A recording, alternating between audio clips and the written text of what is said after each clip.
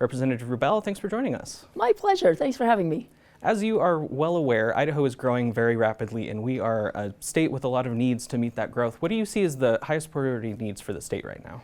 Oh, we have so many. In my district, we have a bridge that's falling down and now people can't commute to work.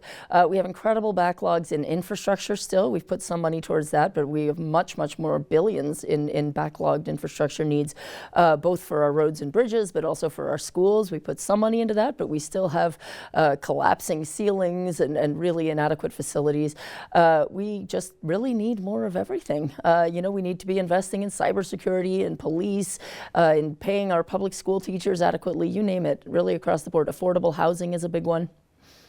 Your colleagues across the aisle, their biggest priority so far, it seems, this year is tax relief. They've passed a income tax cut bill that GOP leadership is heralding as the largest income tax cut in Idaho's history.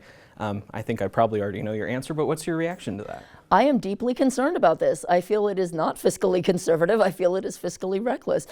When the governor walked into the building on the first day of session, and he is a very fiscally conservative guy, he proposed $100 million in tax cuts this year. The legislature now has a package put forth for $400 million in tax cuts, so 4 times what was proposed in the governor's budget. I just don't think we have the money there, and I don't think we're going to have the money there in upcoming years. I think this is going to put us in a serious pickle in terms of being able to fund our ongoing needs. There's a lot of economic uncertainty in the world right now. Last week we had, the federal spigots cut off. Idaho depends on $5 billion a year in federal funds. If that gets cut off, we're going to have to backfill. We have all kinds of uncertainty regarding trade wars and deportation of our agricultural workforce. There could be all kinds of things happening to us that put us in a position in a year where we are really going to wish we had that $400 million a year coming back, because this is a permanent revenue cut to the state of Idaho. And I think we're going to be in a position in the very near future where this cut is going to leave us unable to meet basic needs, to pay our police, to pay our public school teachers, to repair our roads.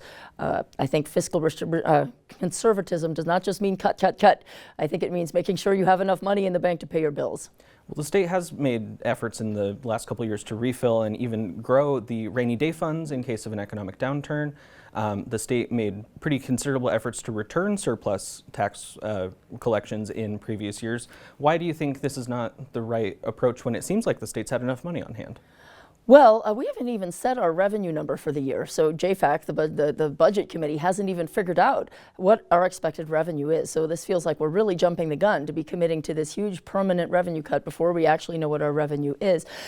We do have money in the rainy day fund, but that's really not intended for ongoing needs. There's $1 billion in there, which seems like a lot, but it's actually a pretty small fraction of the state's annual budget. It is not something that could carry us through year after year of budget shortfalls. It's not something that would allow us to meet the needs of a growing state and to continue funding our public schools, funding law enforcement, funding that on a long-term basis. It's really meant to fix a very short-term gap if there's a sudden crisis that we overcome in the near term. So I don't think those rainy day funds are the answer. We've covered the $253 million income tax cut, which has made it through the House now. Kind of the next prong in House GOP leadership's proposal is increasing the grocery tax credit. What do you make of that proposal? So I support increasing the grocery tax credit, and I support another one that's in the hopper, which is $50 million toward property tax cuts. I think those will help ordinary working people, and funnily enough, those 2 items add up to the $100 million that the governor proposed. What is not in that budget is this giant, more than $250 million income tax cut. And that's really where I'm having a lot of heartburn. That's by far the biggest piece of the pie. And to me, just as, this is going to sound populist or whatever, but it's concerning to me that we are talking about giving more than 5 times more on this income tax cut, which, by the way, is not what Idahoans have been asking for. They come to me asking for grocery tax cuts, for help on property tax cuts. But when you do an income tax cut specifically, as compared to the other types of cuts, all the money goes to the people at the top. You look at the impact of who's receiving what under this ginormous $253 million income tax cut, it's pretty jarring. Your low-income people in the bottom 20% of earnings, are going to get $26. So whoop-de-doo, there's all this talk about like, oh, great, they'll be able to solve all their problems with this $26. That doesn't get you very far. That's, half a tank of gas. It's nothing. But you look at who's getting the real money, it is the people in the top 1% are going to be getting over $5,300. So this income tax cut delivers 206 times more to the people in the top 1% than it does to the low-income people who need it. It is as regressive a form of tax cut as you could ever ask for. And it is, if we did it in another way, if we did this in grocery tax cut or property tax cut, it wouldn't look like that. Those would get the money much more broadly to the people who actually need it. So I think it's really unfortunate.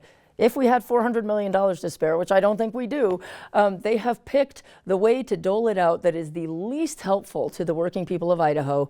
It's a giant steak feast for the very wealthiest people in the state, with just crumbs from the table for the people who actually need it. One more tax type I want to make sure that we get to is property taxes. House Speaker Mike Moyle has indicated he wants that $50 million to go into the pathway that the state has set up in previous years, where the state is giving money to the local governments to offset what they would be collecting in taxes, whether that's for homeowners or specifically for school bonds and levies. Do you think adding this potential $50 million in property tax relief into that formula is the right way to do it? Well, no, I don't like that formula at all. That formula was kind of rigged to have winners and losers, and they were very careful in how they set the formula to make sure that Boise schools didn't really benefit from that. They carved out the, quote, independent school districts who predate the state of Idaho to make sure they get a small fraction of what other districts get. So it's really not an equitable formula.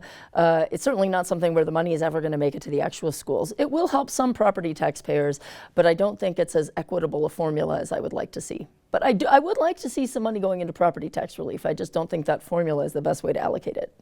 Okay, one final topic for you, the proposed private school tax credit that is making its way through the process. Your caucus has been very opposed to that. If this program or something like it, there's a slightly different version in the Senate, what would be the most palatable form of a private school choice bill for you? I have no palatable form of, of a private school, funding bill at taxpayer expense. This is, again, I find myself as, and the Democrats as being the last fiscal conservatives in the room, oddly.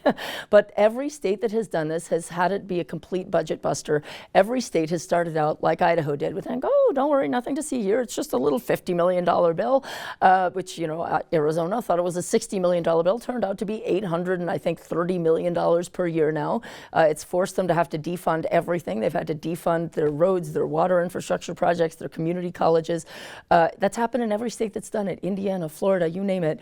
And I know they want to say Idaho's the special butterfly that won't have any budget problems from this, but it always leads to huge budget overruns. And again, we can't afford it. We have public school buildings that have holes in their roof. We have, which we're constitutionally obligated to fund, unlike private and religious schools. So there is no form of siphoning off public dollars into unaccountable private and religious schools that I could get behind, and certainly not given the other budget priorities that I think we need to put first. All right. House Minority Leader Ilana Rubel, thanks for your time this week. Thank you.